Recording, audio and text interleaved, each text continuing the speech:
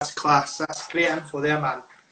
So I want to bring back a conversation we had a couple of months back, maybe not quite a couple of months, but the word vulnerability, right? I knew that was coming. Right, vulnerability. Is it a strength or is it a weakness? Talk to me. Okay, so again, my opinion, this is how I feel about it, and I think people would at least think, so the word vulnerability, it's okay to be vulnerable, and this is what we encourage quite a lot, right? I agree, but I don't see it as vulnerability. I see it as a strength. So the question I love to ask people, because I love this topic and I love hearing other people's opinion, what's the opposite of vulnerability? What would you say? Because we get different answers every time. I think we had this conversation as well. I turned it to be a long conversation.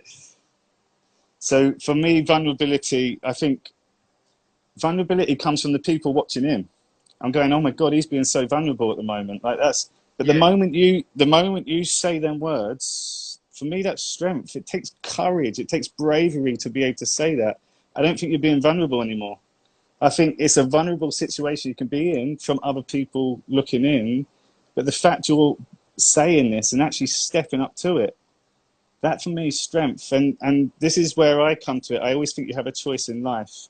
And we've got the word human being. I don't think that is the end of it. It's a human being. And then I'm going to ask you, what are you being right now? Are you a human being vulnerable? Or are you a human being strong? Like, what would you pick?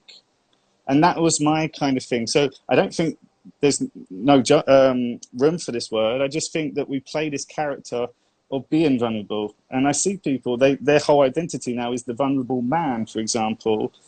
And then it's kind of going into these dark places where I think you've been in them dark places and it takes courage and strength to go in there. But right now, I'm not being vulnerable anymore. I've surpassed that. So I think vulnerability is the initial stage, the thoughts. As soon as you step into your feelings and start speaking it, that for me is strength. So that was my take on vulnerability.